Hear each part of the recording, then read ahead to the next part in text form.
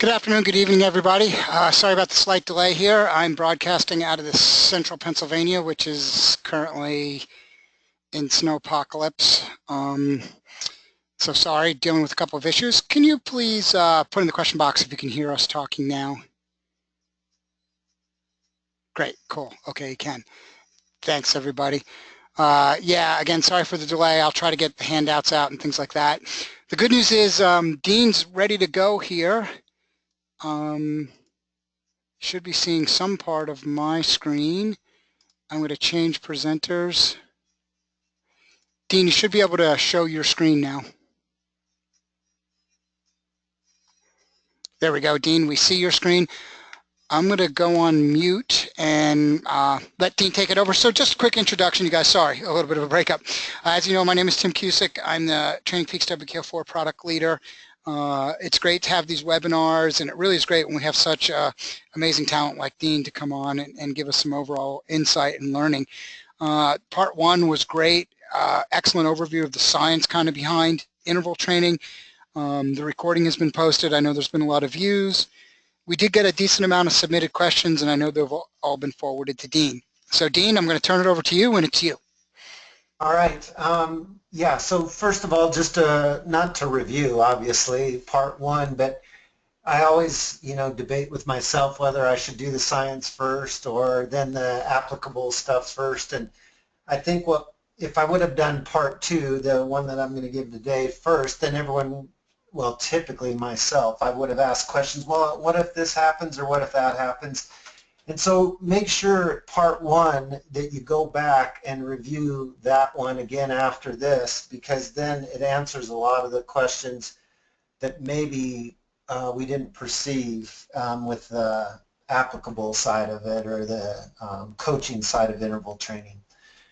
So that's the first part. And the second part is I understand, I got a number of comments on the science part of it and maybe a little bit complicated, but I think once you go back through it after we do this part, then maybe a lot of it will come clear. And again, we can do the questions, anytime throughout, like Tim likes to do it, or some at the end. And also you can obviously write to info@wko4.com and then I'll answer them down the road as well.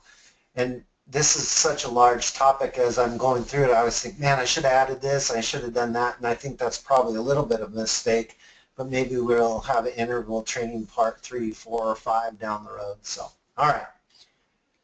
So the first part here we'll go through is, again, just a refresher. These are kind of the 4 core things that we'll go through. And so whenever you have a doubt, once you're at the end of the presentation, whether we're going through it live or later, is you need to, when we're talking about intervals, it's duration, interval intensity, the recovery duration, and the recovery intensity. The one thing I didn't put in here is the work. So how much total work needs to be done in that area, but that gets a little bit, you can kind of figure that out for yourself, I guess. Whereas these things we can look at differentially within some of the new charts. So again, this is your refresher, the intensity here, work modality, duration, intensity, and duration. So relief, work. And then how many intervals are you going to do? And then how many sets are you going to do? And what's the rest in between the sets, or what's the rest in between the intervals, which is right here. So we'll just start out, and we're kind of use this example throughout the whole presentation today, but this is your optimized prescription. And as I mentioned in the last presentation, you can, if you just follow this verbatim, I believe you'll get about 95% of the way there. And that extra 5% is so variable within whether it's an elite athlete, whether it's a master's athlete, a beginner, winter, summer, fit, non-fit. That 5% error may not have anything to do with this optimized prescription. It may have to do with other variables, and that's why in that first presentation I said the first slide was you have to qualify everything you say after the first slide, which is qualify everything. So the first slide this is the main chart that I use for looking at the optimized intervals. So I have the power duration curve in light blue, and then I have the mean maximal curve for the last 28 days. Now, as we go throughout this, there's one that I have that's the mean maximal curve of the actual ride or interval session, and you can overlay that one again. So we could have the power duration curve in blue, we could have the mean maximal of the last 28 days, we could have that mean maximal curve of that ride, and then these yellow dots are the peak powers. So that's a peak power for 5 seconds, 1 minute, 5 minutes, and so on. You can, and I have done this with, I have a chart pack that I kind of go off of. I change this peak power. So for example, if I'm working in this 3 minute and 30 second range for, say it's VO2 max, I may make a 250 peak power, a 3 minute, a 310, a 330 peak power, see where that is in general, whether that's over the last 90 days, whether it's over the last 28 days, and then how my ride, if I did a mean maximal, compares to that interval session. So again, for example, if we are in this area for our FRC, you can set the peak powers to maybe be from the intensive side to the extensive side, so you could have 2 or 3 peak powers, and you can set what days you want there, and then you could have the mean maximal power curve over that for whatever day range you want. So if you did intervals for the last 4 weeks, maybe you want the last 4 weeks of the mean maximal curve and the power duration curve of the last year or 90 days, and then the mean maximal curve for that particular ride. So we'll show you, but this is the core way that I look at the intervals in the optimized iLevels. So we'll just start right off. So again, when we go back, just make sure you understand we're following this optimized prescription. So if we look at FRC extensive and intensive here, we have 33 and 54 seconds, 454 as far as wattage, and 404. But that's basically what we're looking at as we go forward. So again, it's the same target range. So we have the intensive side and we have the extensive side. So that's your 30 seconds roughly to the minute. So that's how I chart it originally for just those intervals for the FRC high and low. So here's the kind of the prescription, and this is what I got a lot of comments on that people actually wanted. So we'll try to go through that. So if my intensive side of the FRC, so when I go back and look at this chart, we're talking this range. So this is the power duration curve in red, and then your high and low, 2 dashed lines of the high limit, of the low limit. So what that was for this person in that example that we started with is 454 watts for 33 seconds. That's the intensive range. And this extensive is 404 for 54 seconds. So that's 30 seconds. So here's the interval. It'd be 30 seconds prescribed at 430 watts plus. So that can be higher. I mean, maybe they can do better than their highest one on the power duration curve or what the optimized iLevels say for that interval if you're prescribing max. The big deal throughout this presentation that we need to differentiate right now, are you going as hard as you can or are you just working within that range? So if I can do 33 seconds for 454 watts, in theory I can do 30 seconds once for 430. Then how many minutes or how much time do I need to recover to do it again to stay in this intensive range? And then all that is described here. So you can do 30-second intervals, you can do 20-second, and then the 20-second in theory should be a little bit higher. So this is the intensive side. You're working just below it, at it, or above it of the 454 watts. The 430 is meant to mean how many of those how many of those are you going to do? So if you do 30 seconds at 454 and you only rest 5 minutes, well then the next one might be at 440. then you rest 5 minutes, and the next one may be at 4:20. So that's probably a bad strategy because now you're not working in the intensive zone anymore. So this 5-minute recovery might be good for just one interval. Then the next one may need 8 minutes recovery, and the next one. So you're looking at, this is the most important part, the intensive side of it. So the prescription in the intensive side is always intensity. So you're trying to maintain this power or work above it. Once you can't do that anymore, at 5 to 8 to 10 minutes rest, then you have to stop that set.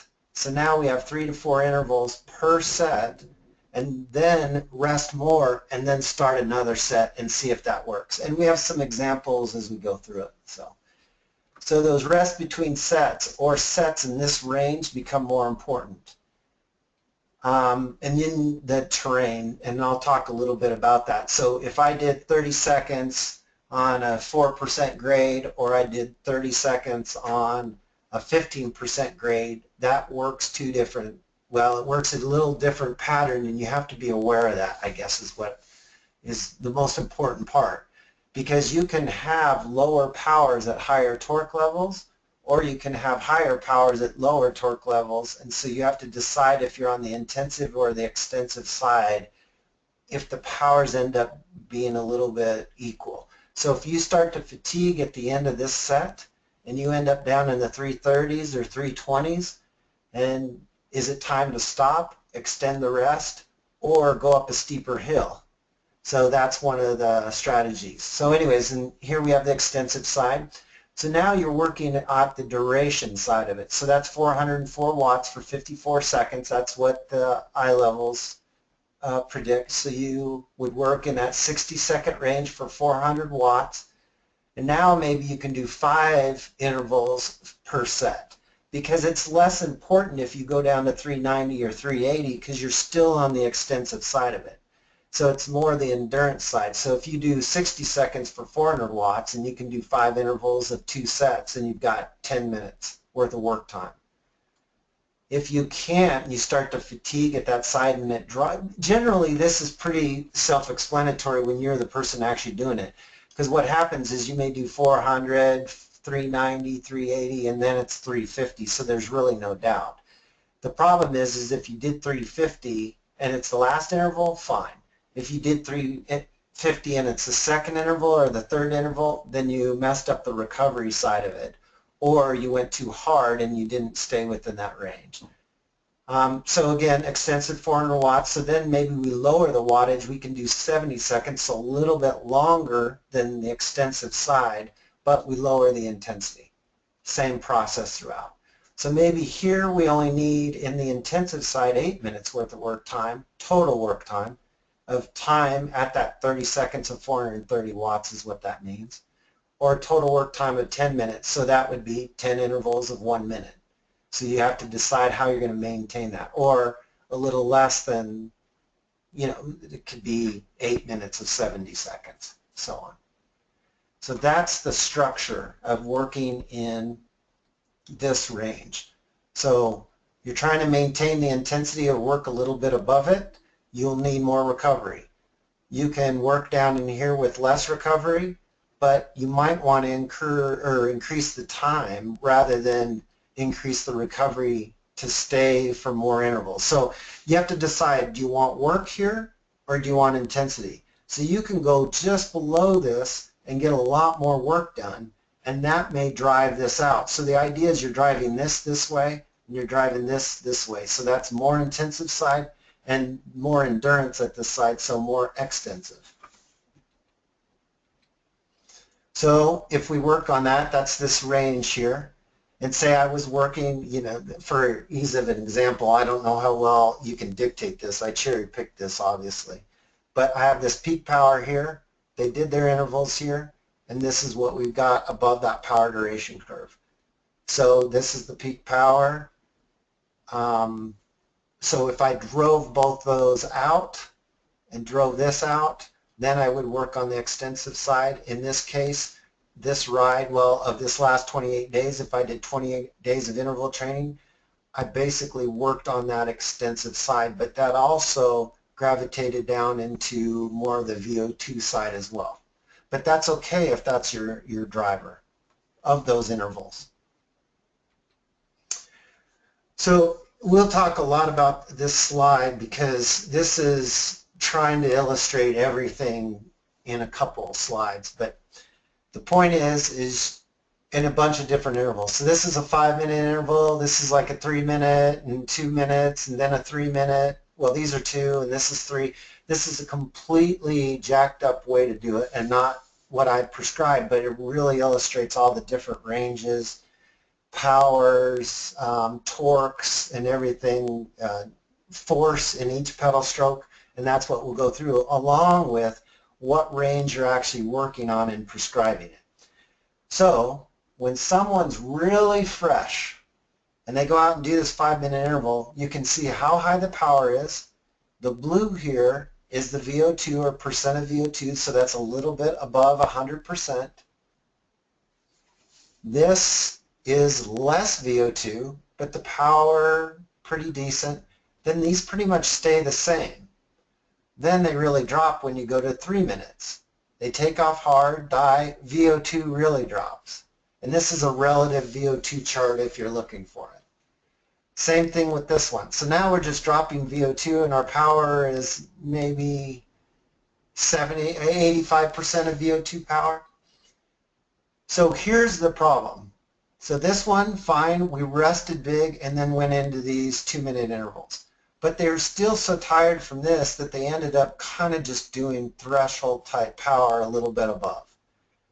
Then extended the interval, which you would never do when you are pre-fatigued. Generally, you don't start with 2-minute intervals and then go to 3. You would start with 3-minute intervals and go to 2 if you're structuring it correctly.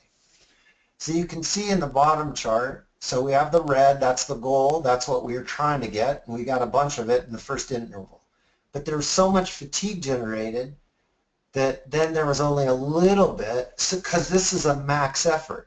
If I would have prescribed for this person to say, okay, let's stay right here in this 350, then maybe we could have got more work done. But so I should point out right now, this is all based on power. And so if you're looking for power at, or work at a specific power, you can lower the intensity.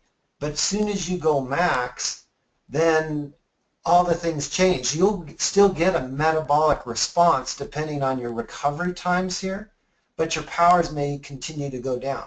So I would argue that even right here, you'll have a high VO2 metabolic cost, and it may just be as high as keeping it steady, and I'll show some of those intervals later.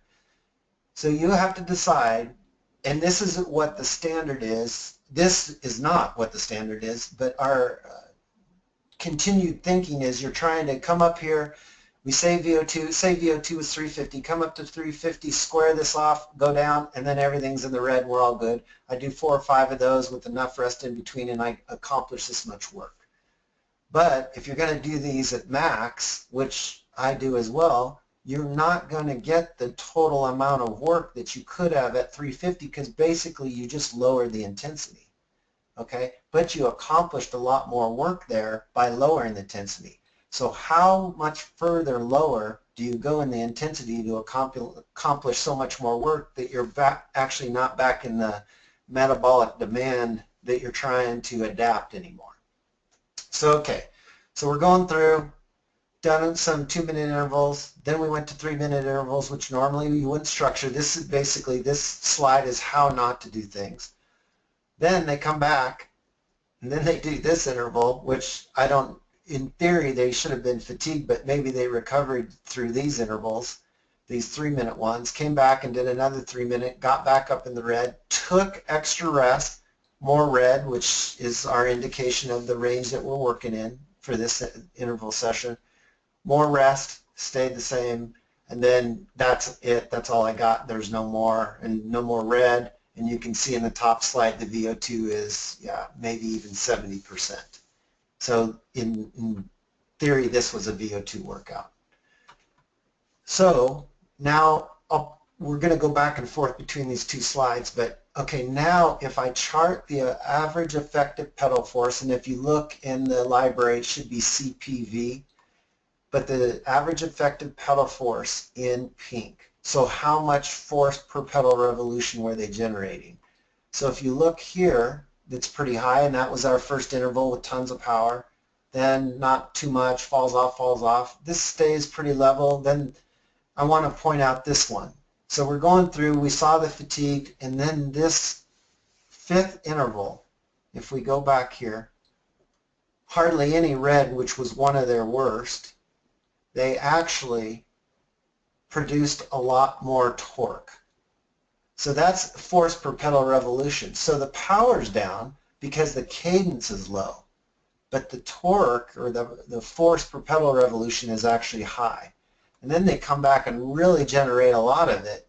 So you can manipulate all these things by gearing, and so now you have to decide, I was doing VO2s, and so maybe the force per pedal revolution is not as important, but if I was doing FRC training, then I want to go to this steep hill, and even though my power may be in the extensive side, the force may be in the intensive side.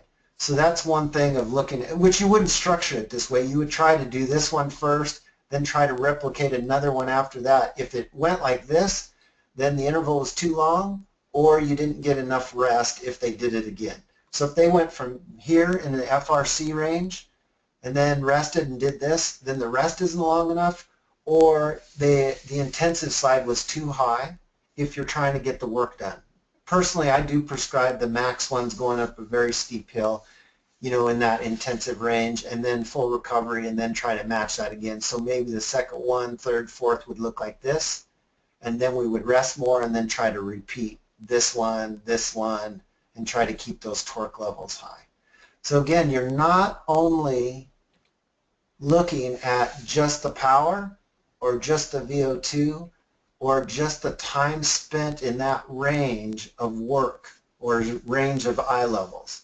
You've got to look at some of the torques, and we'll go through that a little bit more.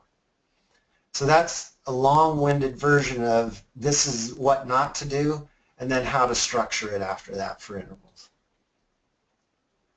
So then this is the exact same thing as the previous slide of the torques, is that these are those intervals, just the intervals we looked at. But you can see there's some of them that are here at a higher cadence and a certain newtons of force, and that's probably only 30% of the actual interval.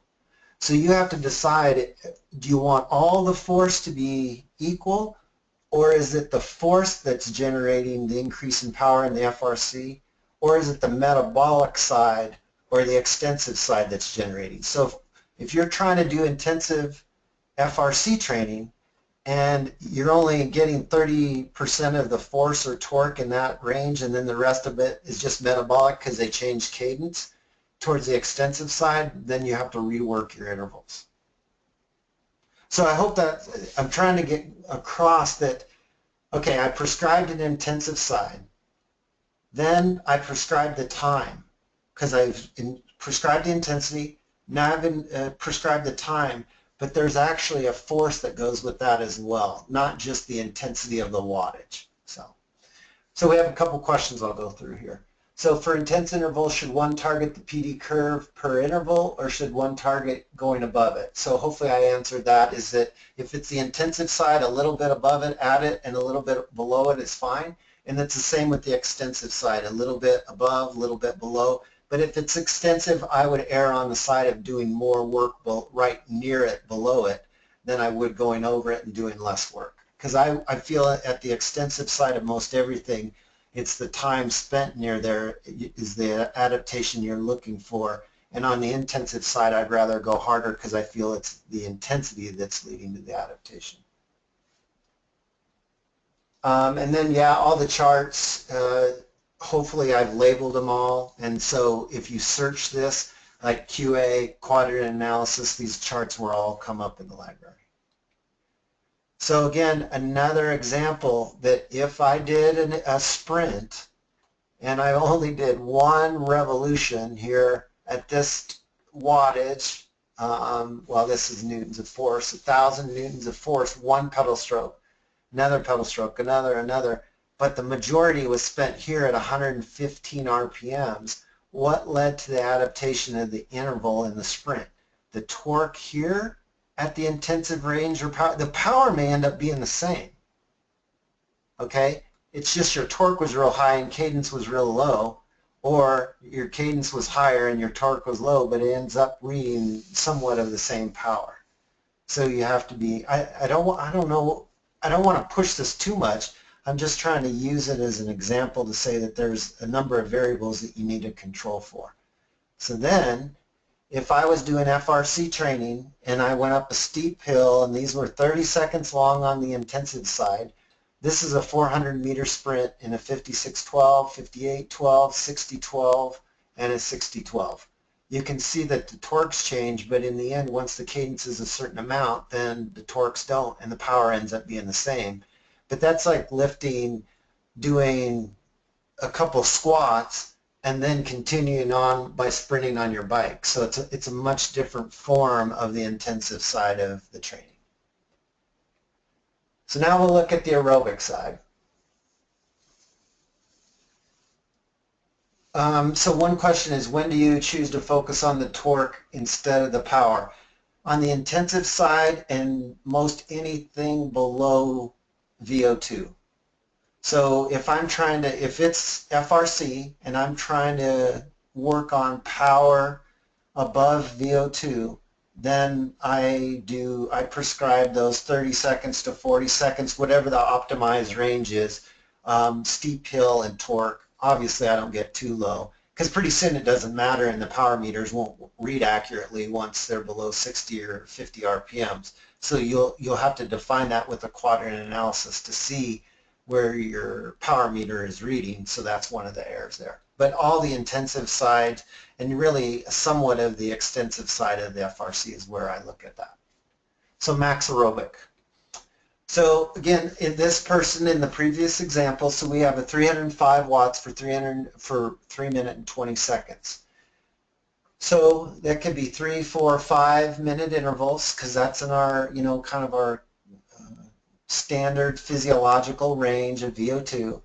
And then longer recovery, the greater the interval length, or the lower the intensity, the longer the interval, or shorter recovery. So, for example, the strategy here is you can accomplish more work if you work at 95% of this. So say it's 305 minutes for 320. If I did 300 watts for 3 minutes, well then I'm going to be able to go right up there generally, hold a square line, go down for 3 minutes, and I'm going to accomplish more work. And so you have to decide if you're trying to get work done at VO2 as your adaptation, or a maximal stress to the system, or a metabolic intensity. I don't have a better word than that.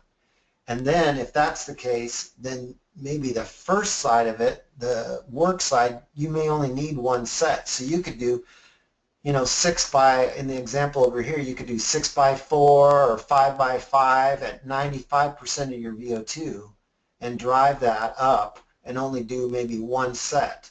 And you could lessen or increase the recovery duration in this 2 to 3 minute range, depending on how easy you want to make it so they're perfect. So if you do 5x5 at 95% and you do 3 or 4 minute range as far as recovery, well, it's going to be in the 92 to 95% or 95% exactly even in the last interval. So you've accomplished a lot of work in your VO2 range, but maybe not the maximal stress metabolic intensity. So even if the power is going down and quite a bit at the last few intervals, say I did 7x3 on, 3 minutes on, 3 minutes off at 110%, well, the last one may be at threshold because now it's pure aerobic contribution, but it'll still drive the VO2. And that's what you need to, that's the big crux here for me, is what you need to decide on and how you're going to structure it or mix and match it throughout an interval block. So anyways, here's all your examples, and obviously there's a million more. This is my core workout. It's 7 by 3 minutes on, 3 minutes off, and it's max. It's not at 100% or 90. It's as hard as you can go. And then just to show you, you can get that same result if you did 30-second intervals or 31-minute intervals. Actually, I did this in my graduate studies where we had to do one on, one off for an hour with the catheter in our arm to try to figure out a number of different responses. And pretty soon, after obviously about 10 of these, you're just at threshold. So you're going as hard as you can, but your VO2 will increase from this even though half the workout is at threshold. And so that brings me to one of the questions I got from the last. Yeah, Dean. Yeah. Do you mind if I make a quick point? I usually try to stay quiet here, but I got two of these questions in between. So, and I know one of the persons who sent me the email is on this webinar. So there was a question when I did the max aerobic presentation and then something that Dean presented in the first session.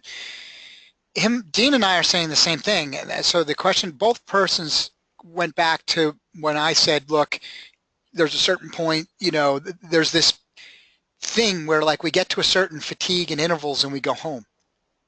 And actually somebody was posting on Facebook about it again yesterday. And there's confusion on that. Dean's actually laying it out very well here for you. And for some reason, I don't know how somebody missed this in my max aerobic because I always say it.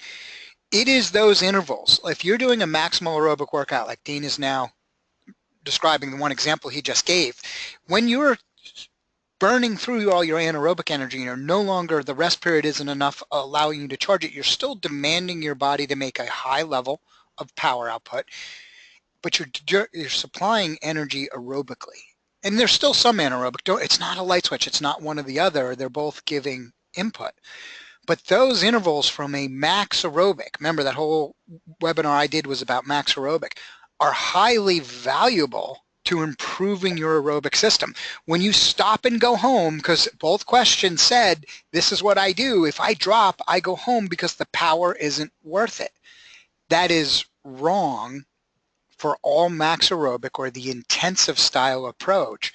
Dean is laying it out really well. So you guys, that's a habit. That's one of the big three things in intervals I see wrong all the time. You're doing 7 times 3 as Dean's explaining, or maybe you're doing something slightly different, but then you're getting to the point where you're doing them at a max effort. But then when you drop off 15 watts, you're like, I'm too tired to get a benefit, and you go home. And what you're actually doing is probably leaving the most beneficial intervals on the table. So I'll stop there. Sorry, Dean, I just want to make that point. Now I get credit for answering both those emails in one fell presentation. Thanks. Yeah, so I guess my rule of thumb is that if there's no stimulus to adapt, then why would you adapt?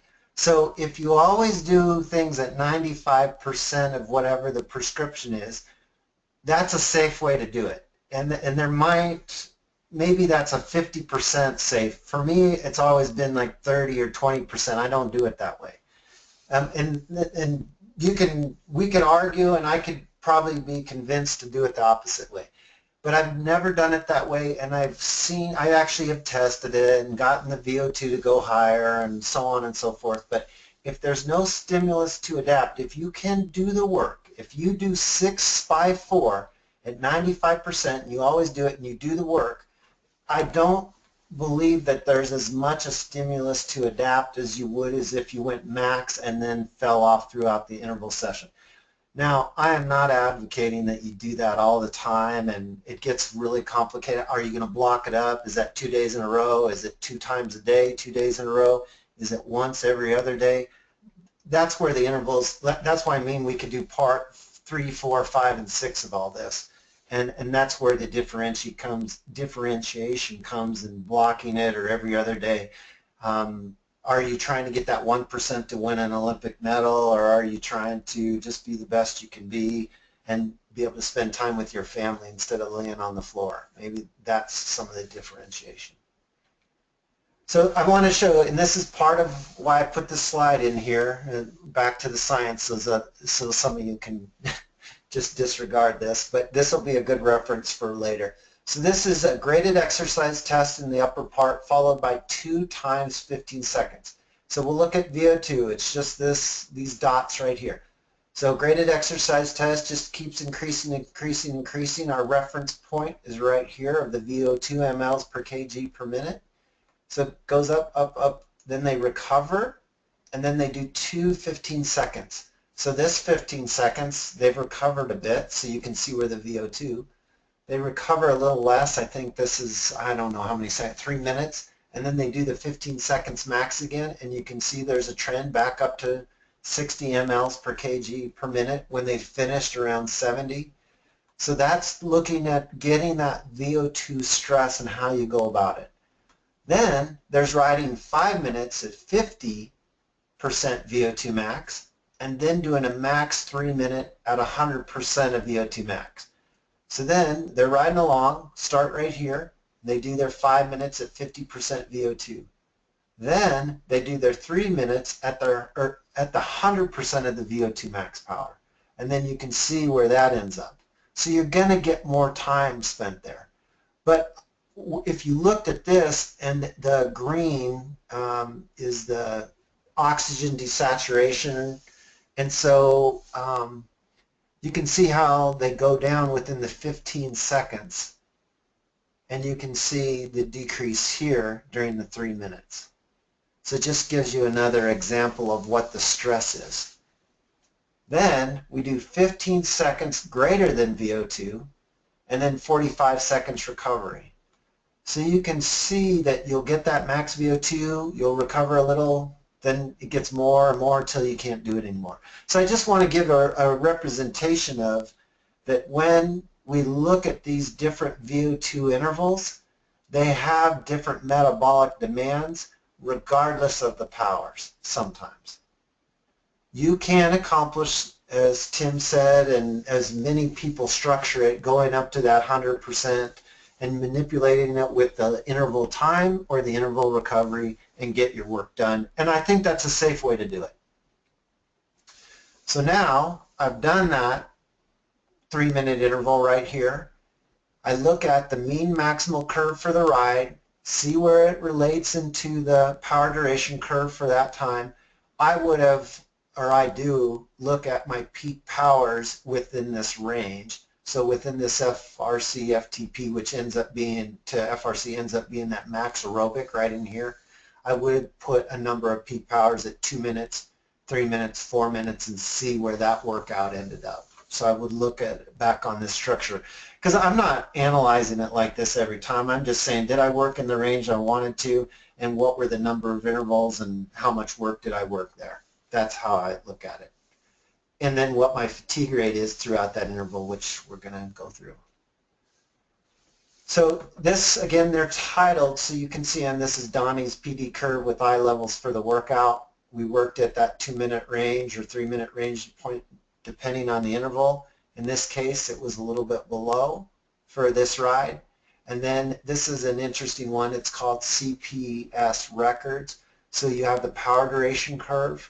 You have the first third of the workout, second third of the workout, and so on. And you can measure that mean maximal curve to see what your fatigue rates are. So this is the first part of the workout and where they were, and then it declines as you go throughout the workout, and you can compare those by interval. So that's another chart just to look at. So here it is, 7 by 3 minutes on, 3 minutes off. A couple different ways to do this. So you go out as hard as you can, and then the next one, you just die, try to go out as hard as you can, die, go out, and pretty soon it just decreases. The red line here is their functional threshold power. So I would argue this still gets maximal VO2 benefit even though the power is not at max VO2, but this is how I do it. Now below, I do a regression power, and so this will come up in the future. We're working on a few different ways to look at intervals. But I have an interval begin power and an interval end power. So say this is lap 2, so it just happens to be that's the way they lapped their interval session. So lap 2 started at 347 and ended at 292. Then the next one, 325, 240, and that's how I look at how hard you go out. So then I look at the slope of this line, so I have the slopes of those lines. The red one here, this darker red, is their first interval. So I always darken the first interval to look at the slope of the line to see how it compares to the rest of the intervals.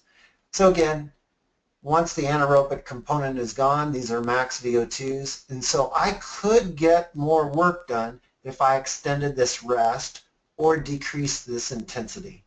And that's something that anyone could argue against me, and I don't have a good rationale, other than you would have to prove, if we had two twins, we'd have to prove or do a little bit of both to combine to see what the end result was. So that's how I structure it. This is kind of the most important part of this, is that now I can look at these regression lines or slopes or trends and see what they did. Now here's an error. So you know that when someone takes off for an interval, you have to negate maybe this first 2, 3, or 4 seconds in that acceleration of that interval, and then do the true slope, begin of interval, end of interval, okay? Because that would change a lot of the slope and a lot of the simple linear regression lines depending on how fast they accelerated up to power. And then it's a big difference if someone just took off kind of in this range, like you can see on the last lap, they don't really accelerate, so it changes that linear regression line, and it also changes that begin power here. So in the future, I'm going to put in there, if someone will help me, is this interval begin, and it'll be excluding the first 2 to 4 seconds or 2 to 5 seconds of the interval, and then we'll get even more of an accurate line to then say, what did I start the interval at, and what was my fatigue throughout the interval, or the trend, and how did I compare that to all the other intervals? So this is the exact opposite. So here we took off hard and then just died and tried to survive. And once it gets down to this, they can quit, and there's really no question. If they would have done one more, it would have been tempo or half the interval, and they would have stopped anyway. So there's no question when to stop. So it's easy for coaching. Not easy for the athlete, but easy to coach. Go, well, then you are tired. And you don't come back in the remaining days. If you can only do 3, you start to figure out what your maximal intervals are. And you start to see that they actually progress, and they can start to do more on the second one, more on the third one, and so on. So it's easy for coaching to see if they've improved. The opposite way is you start a little bit easier, and then you just progress through them and try to get, obviously this is the exact opposite. If you tried to match it, you would go right up to this range and then just go straight across if you're looking for the work side of things. But this is a progressive just to see the difference, because I'll explain it in a little bit. Same thing with your intervals beginning, you can see it. So the red is the exact opposite. The red line here, that's their first interval, and it's the lowest. And it's basically flat. So if you were prescribing go up to a certain 100% of VO2 and you were trying to match or get the most work done there, you could just match that power and then just replicate it, make sure that that's a flat slope line over here.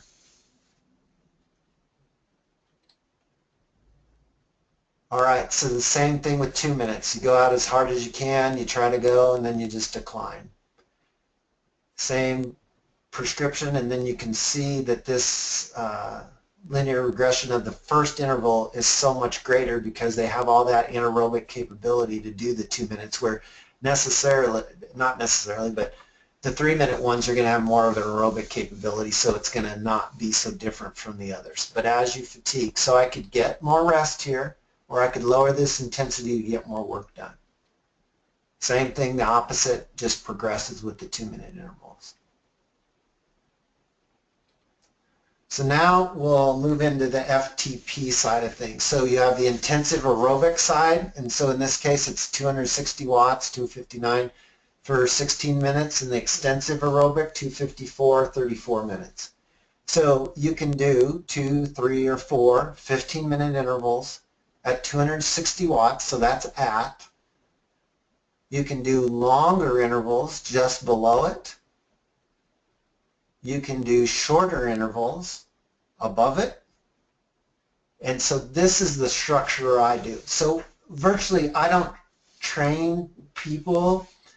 I train them right in the middle. I don't do necessarily the intensive side or the extensive side. I kind of do it in the middle, and I believe that you can do it more by time. So I don't care about the intensity so much. So if I came over here to the extensive side, I wouldn't have a problem with doing 2 by 30 at 240 watts. Or if they could do that and it was no problem, then I would generally add another interval for my work. Kind of the exact opposite of what I was saying for the VO2 side. So again, you have to decide, are they limited by time? Are you trying to get the work to accomplish the adaptation? So again, I would add another 15 minutes after this, or maybe go to 3 by 30 if maybe they're a professional at the 240 watts, rather than try to increase the intensity here back up to 2 by 30 up to 250. So again, just to start on the intensive side, you're trying to keep the wattage near that intensive side or over, and those pretty soon they end up being time trial efforts, but that gets back to the same point. If you're willing to go over the intensive side in the aerobic FTP side, then you're going to end up time trialing on the third or fourth interval because of fatigue. So then you either needed to lower the intensity or increase the recovery. So this is what generally confused me. If you're trying to get work and you're trying to accomplish the most work, then you would go just below that and then just accomplish the work. But people want a time trial or be above it, and they're still working on the FTP or the threshold side of it, but they want to work above it, and then that limits their time. So anyways, here are all the examples. The main decision is work over, at, or under the functional threshold time. It's 40 to 60, and then you go to 60 minutes plus just because you've lowered the intensity of the total work time. And that's arbitrary. There's some research, but it's just continuous training at that point. And then on that extensive side, I would argue that there's probably not a lot of difference between doing 2 by 30 at 250 watts and 1 by 60 at 230, multiple days in a row or multiple days in a row there too. But you get the point. So as the interval set or length goes on, you have to shorten or lower the intensity. That's just the general rule. If you're going to work on the time trial side of it and the functional threshold power, then you're going to have to shorten this to maybe 3 by 10. And I'll show you a slide of that at 265 or 270 watts. But then the last one is maximal, and it carries a lot of residual fatigue. So again, in VO2 efforts or max aerobic, do you care that you've generated residual fatigue? Because it's the intensity. The other side, do you care if the extensive side of the aerobic or the longer steady state efforts, you probably want to do more work, so the least amount of residual fatigue by lowering the power might be more beneficial to you. So here's your FTP, same thing, you come over here. So this is just that targeting range that we look at. And then we have the PD curve with the iLevel for the workout. This is at 20 minutes. These are the maxes. So again, I would have put these peaks here at maybe 10, 12, 15, 20, 25-minute peaks in there. And then what was this ride of threshold work? And where did they relate to the peaks? Where did they relate to the power duration curve? And then I would have 90 days, a year, last 28 days to try to give me a reference point of how good it was. And there's a number of different charts. We can look at this a million different ways, whether it stays in that range, which this does into that FTP range, but on the intensive side at 20 minutes, or we go down to the sweet spot here at the 220, which would be more in this range at 30 minutes. So here's those example of those time trial just below it, or not time trial, but steady state or time trial efforts. They look the same for the profile benefit. But say I did 3 by 15, so 1, 2, 3, and then this is my functional threshold power, and then sweet spot right here below it in the white horizontal line.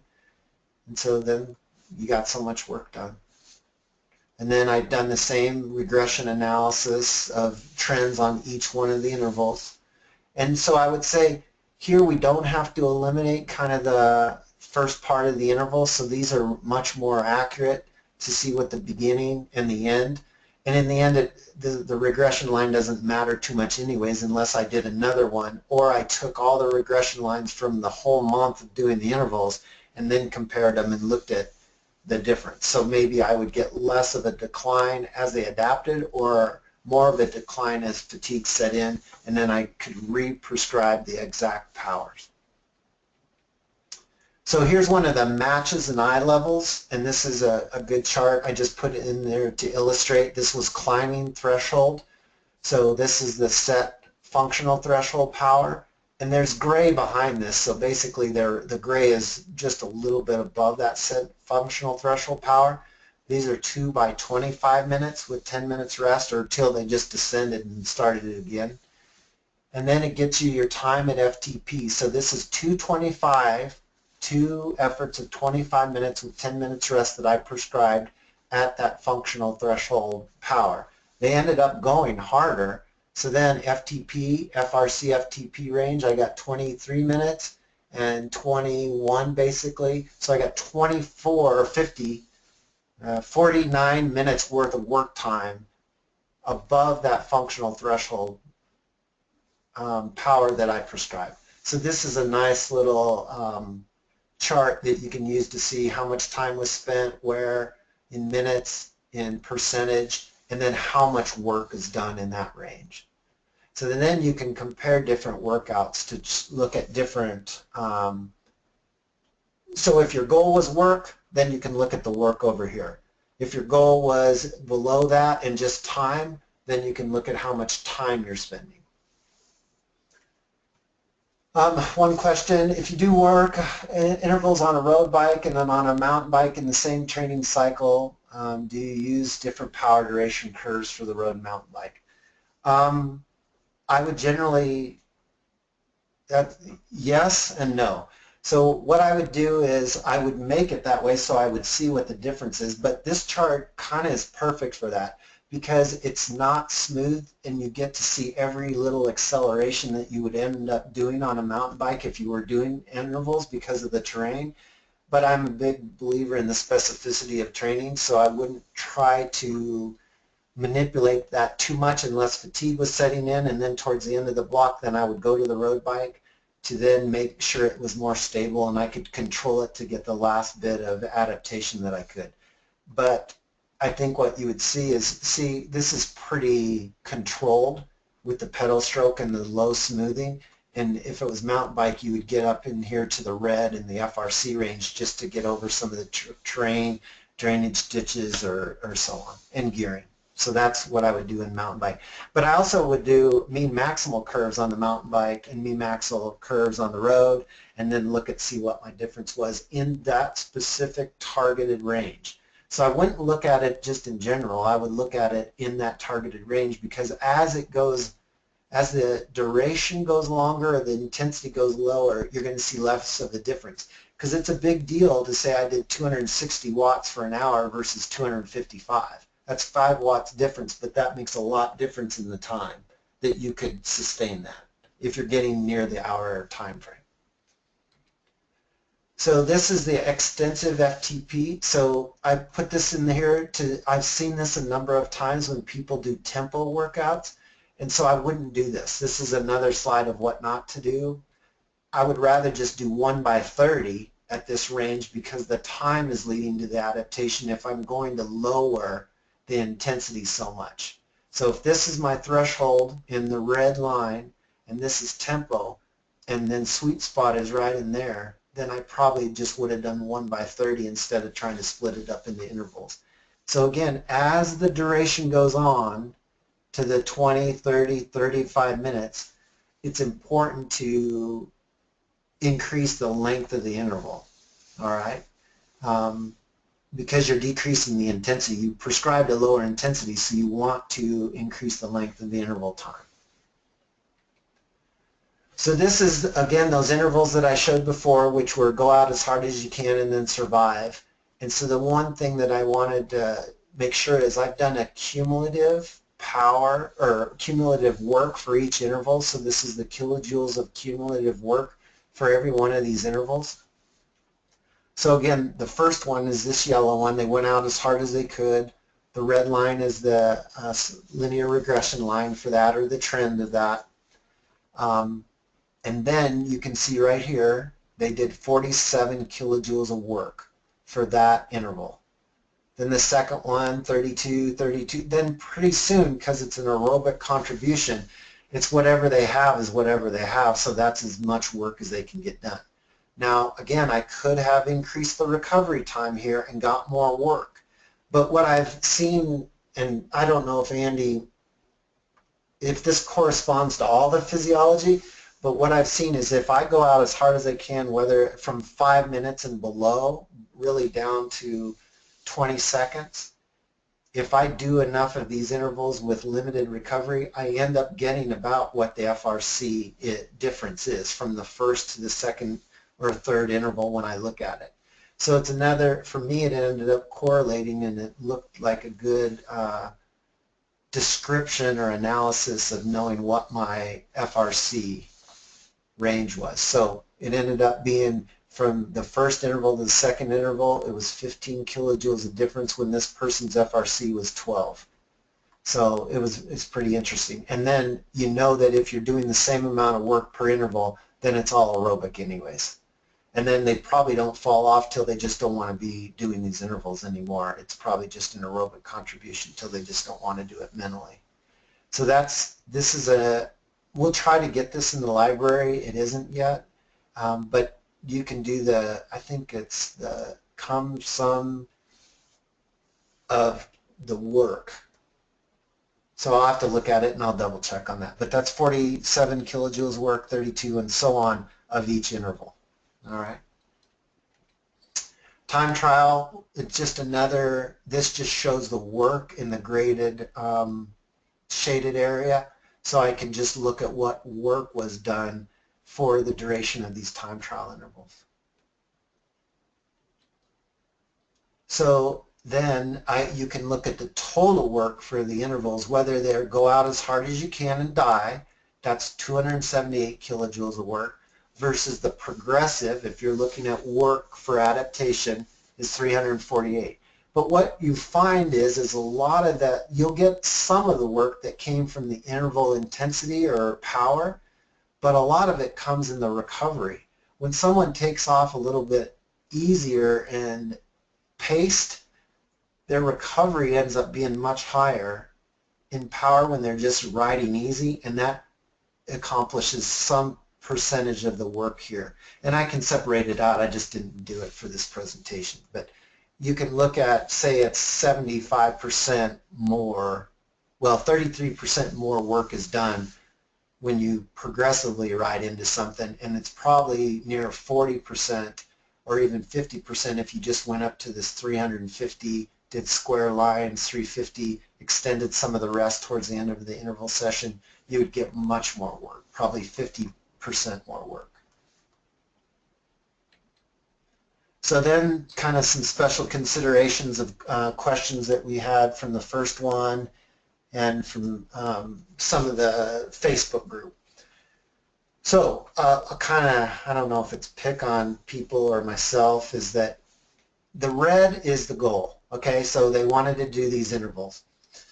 So this is stolen from, I think it's the matches in iLevels work by when Donny created it. If you look in some of the debate or descriptions of that thread on the Facebook group, you'll see these graphs, and I don't know who I stole them from. But basically they're saying, okay, I did this workout well, or this interval well, this interval, then I rested. So I would say that, okay, there's a little bit of green, meaning the intensity of the power is going down, intensity a little bit more. That's probably a good strategy if your goal was to work there. Then they rested between sets, pretty good. So then they got back to their red, little bit of green, a lot more green, and then I guess they knew it was the last one. So that's one way to say, okay, this was a successful workout.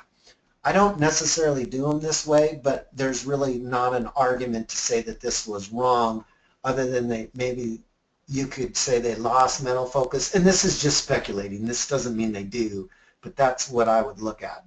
or I needed to recover more in this range, or if I lowered the intensity. So I can always manipulate all these intervals and get to what people think they're actually prescribing or manipulating, and so we don't get fixated on 3 minutes on, 3 minutes off at 100 VO2.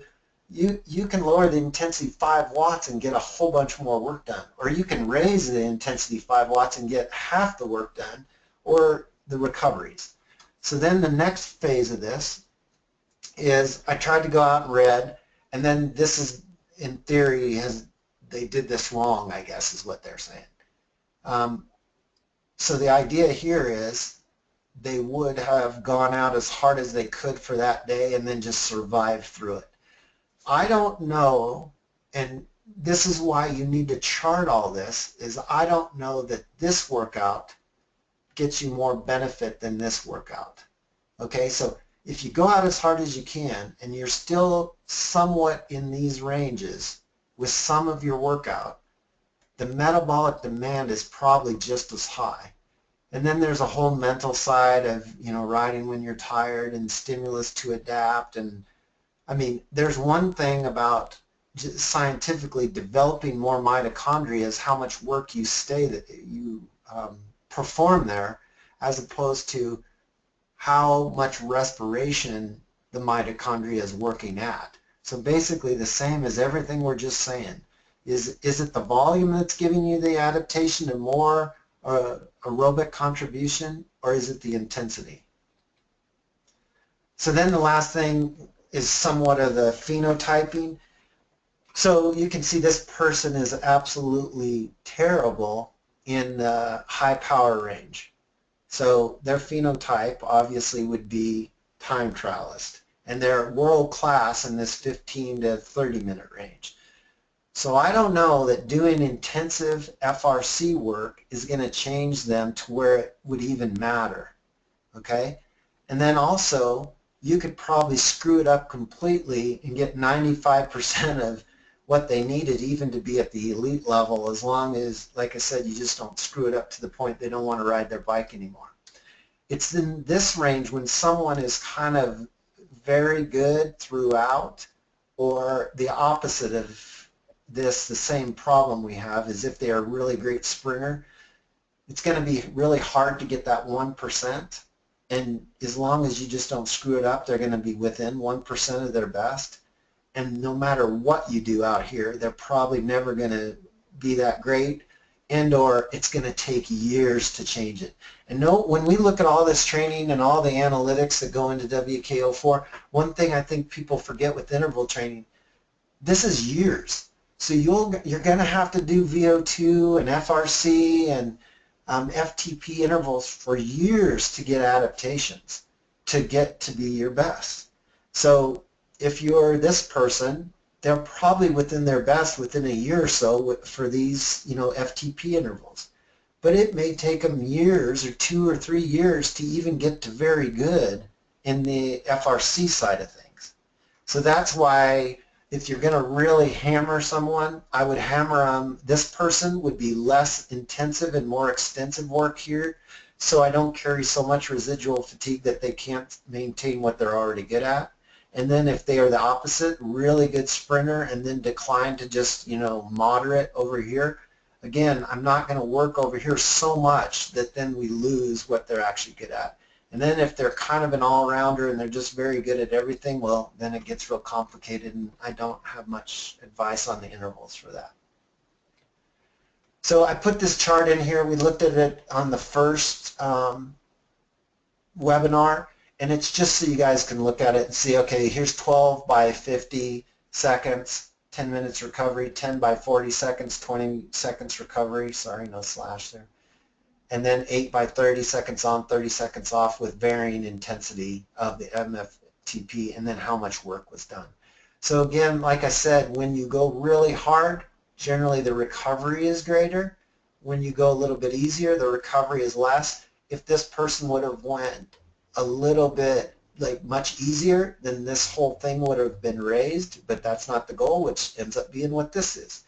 So This is 50-second intervals, 40-second intervals, and 30. So they decrease the length of the intensity of the interval, and then that got them higher powers. But when you look at the work that was done, the cumulative kilojoules of work is the 50-second intervals got them 292, so 300 kilojoules of work. The 40 seconds got them 240, and the 30 seconds got them 200, which is 12, 8, and, well, 12, 10, and 8 minutes worth of work time. So it's just another representation to say, could you done 12 minutes worth of work time here with the 30 seconds on, 30 seconds off, and how much kilojoules of work would you have gotten in what range? So as the intensity goes up, you may not need the kilojoules of work. But this is just a good example. And I should also mention that we're talking about really structured intervals and so on, and so we may need to backtrack on that. If this is the specificity of more race-type efforts and someone does this on climbs or relates to racing, then, you know, I don't have an argument with reversing this, doing them all like this, doing them all like this. They probably all work. So one of the questions, so in your experience, do the two extremes of phenotyping fast twitch versus slow twitch respond better to one type of interval focus? Yeah, whatever they're good at. So if, for example, you're a slow twitch or more of the real aerobic side, they always respond to the longer FTP type training. But to be honest with you, if you did a 20-minute climbing test with some of those people, they'll within their first year they probably have just as good if not some of their better 20-minute powers within the first year. So the long-term adaptation doesn't come in more aerobic training or more aerobic capability within that first 20 minutes. It comes in being able to do that at the end of 4 hours. So maybe there's more of an efficiency, not in just aerobic capability. And same with sprint. If you're fast, like we say in some of our other sports, other professional sports, I can't make you fast, but if you're fast, maybe I can make you a little faster. Well, that applies really to the sprint side of things, that you're not going to make someone fast. They're already fast, and they probably, I mean, when you look at even running side of things, they probably can, if you could exclude some of the biomechanical side of things, physiological capabilities, they're probably right there, and they don't get much faster.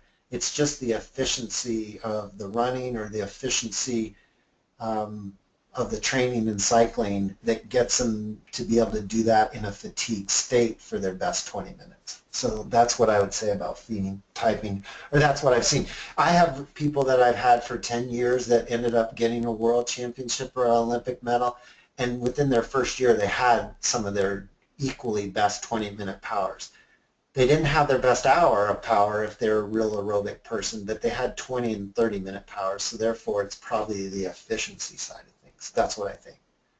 All right, this is our last slide. So this is a running one for all the triathlete side of things, and so the white is the time at VO2 max, this little circled area, and the gray is the cardiac output. And the reason I want to put this in there is that if I have this line, this curvilinear line, is at 3 minutes. Okay, this is 3 minutes of your work interval duration, and this is the number of repetitions. So if I come over here to 100 and I say this is 100% at 2 minutes here and 3 minutes right there, 100% of that, how many can I do and what sets and ranges and running? So pink is 4 sets, green shaded areas 3 sets, 2 sets, 1 set. So you're looking at 6 100% 3-minute intervals. So again, as you lower the work interval duration, if you learn nothing from this presentation, I mean, this is the same with me. I have to look at this slide for a little bit, but it tells you everything you need to know about interval training. As you go up in the number, you have to decrease the intensity. As you decrease the number, you can increase the length of the interval duration. And so then that dictates what the intensity is. So this is 110%, 105. So this is basically your 90 plus, but really 95 to 100% of VO2 max interval duration, 2 minutes to 3 minutes and 30 seconds. And this is the 95% of that. How many reps you can do? 4. If you're in the blue, 1 set, 5 reps. If you get into the yellow, you're going to do 2 sets of 9 reps, but now we're at 102%. So it just shows you what the reps and sets are. So that's kind of the last thing that the runners can take home, and it's an interesting slide that you can look up. So, all right, is there any other questions? Tim, do you have anything? Sorry, talking on mute. No, Dina, excellent stuff, and we'll give people a chance to do any closing questions. You know, it really shows that there's a science and an art behind all this, and I know that a lot of people will look at this and, you know, you're always looking for insight into that art, and you have to, you know, as Dean started, and it really becomes you have to find out. That's part of individualizing with your athletes, and it's part of what the analytics of WKO4 give you. But the reality is you need time to test. You make a hypothesis, you know, go back a long time ago, I don't even forget what webinar, just talking about creating the way you approach things. You start with a hypothesis. What would my athlete adapt better to? What's right? Test it, do some workouts, see how they feel, gather data, both qualitative and quantitative, and then track results, see if it's making the proper impact. You know, Dean has years and years of experience doing this, and I've learned a tremendous amount from him each time he presents. You know, but at the end of the day, you can't replace that process. You know, it's funny, I got 1 or 2 points of contacts after the first one of like, just tell me what to do. And it's like, well, you know, you are being told what to do as a coach, and it's all that wisdom and experience that comes together. You know, and I think that as everybody devises the systems of intervals that work well for them, you really have to simply step back, go slower, and really think about what has and hasn't worked for you, create that thinking, and find what works for you and your athlete. Yeah, you know, this is excellent guidance. You have tools to do it. I just think a lot of people will jump to this, and I guarantee someone will send this contact message on Facebook or to me directly or to info@WKO4 and say, well, you know, does that mean I should do 4-minute intervals or 3.5-minute intervals? And what Dean's really doing is giving you a lot of tools to think, to figure out that you can start answering that question on your own, and also advising maybe there isn't as much difference as you think. And my only other closing point, because Dean hit all of my hotspots, which is awesome, you know, the max aerobic point, another massive mistake I see in intervals all the time, because I get exposed to it. I'm sort of like, I don't know, I've become the bottleneck of data analytics between, you know, software and what people are doing in the real world, is this rigidity of interval time and target. I can't go, you know, I got to do exactly this time range, and you as coaches prescribing a level, that might be a 50-watt range for a 3-minute interval. But yet everybody, and then if you have a 3-minute on and a 3-minute off, as a coach, you're afraid to do it, and as an athlete, you're afraid to do it. You don't want to break that recovery time. For efforts that are maximal aerobic, that to me you're working on intensive or extensive, and if you're doing FRC, you're really talking about capacity versus power. My verbiage, there is no exact verbiage, as Dean said. If you're working on the power side, stretch. Don't be afraid. Don't, you know, intervals by nature, because we read it in a book, and anywhere you read it in a book, it always says 4 times 4, you know, it seems so rigid. Be more flexible and teach your athlete to better understand their sensations and make decisions based on power and sensations, hopefully the right decisions, and always coach them to make the right ones to really achieve. And then the third point that Dean hit, it's all about the work. If you're trying to accomplish a certain amount of work, getting the most work at that is crucial, is the key to success. It's so funny when you hear Dean say, you would take them off a mountain bike and put them on the road bike in the last week because that athlete's so fatigued. It's the only way they can control getting that power. But if you want to really get to that next level, that's how you train. I mean, you go that deep, you're working not at all given times, not all season long, don't get me wrong, but that's part of it. So also think through, not just one interval, but how your athlete's going to survive a cycle of intervals. So Dean, that was awesome, man. You're so good at this. I just appreciate what you're doing. One question, I guess, is when you say at 100%, is that 100% power of FTP or 100% power of VO2 max? So it's 100% of VO2 max when we're talking about that max aerobic. And then when we're looking at the optimized interval side, so that would be at the intensive side of the FTP, the intensive side of the FRC, or the extensive side of the FRC, or the extensive side of the FTP.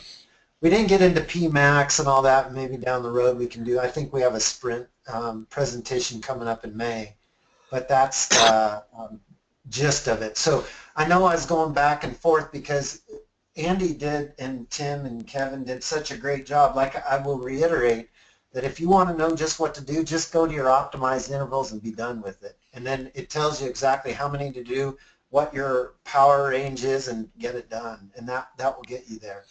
But when it gets into that max aerobic that's kind of in the middle there, the intensive side of the FTP above that and below the extensive side of the FRC, that's really what we're talking about for max VO2. And then another question, if you stack the intervals in one session that target different systems, is there any benefit to it if you're targeting a specific system? If you stack the intervals in one session that target different systems. So in that, I think I tried to put it in there as a bad example. If I had a 5-minute, 3 minutes, a couple, or 2 minutes, and some 3 minutes, and then extra rest, and then some more 3 minutes, in the end, as the fatigue is generated, all intervals become aerobic. So you can do 30-second intervals all the way up to, really 5-minute intervals. They'll all become aerobic pretty soon. And obviously above 5, they're aerobic anyway, so it doesn't matter. If you stack the target different systems, so for example, if I did 3 FRC intervals and then 3 VO2 and then 3 FTP, that's probably a bad strategy.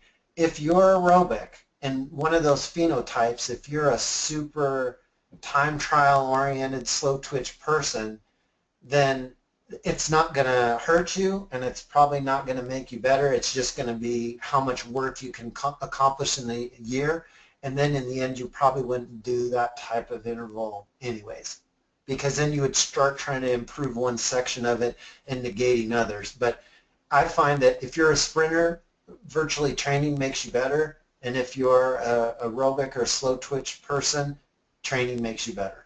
So, yeah. That's a great answer. I'm going to have to steal that. Well, it's an interesting thing when we get into the sprint side of training that you can take pure sprinters off the track and they put them in, World Pro Tour teams, and they're just like all the rest of them. They can be good, and they are good, and then there's a number of them. I think that Theo Boss is good, but they're not any better than some of the sprinters who came from road that probably wouldn't have gone the other way. They, like a Cavendish or someone like that, just to throw out names, they probably couldn't go on the road or on the track and actually do what some of the sprinters did. So if you're a sprinter on the road, there's so much more fatigue that comes into it to then get you. Are you actually sprinting the best you can, or are you sprinting with what you have left? And that's one thing that we need to really differentiate in the WKO4 and some of our training is when I got a couple questions when someone says they're a sprinter, that's like saying I'm an endurance athlete. Well, are you a 1 mile runner, or are you an Ironman or an ultra endurance? It's very different. So when someone says sprinter, we need to differentiate on the road, on the track. Are they a Kieran rider? Are they a match sprinter? It's much different. So, and we can get into that down the road.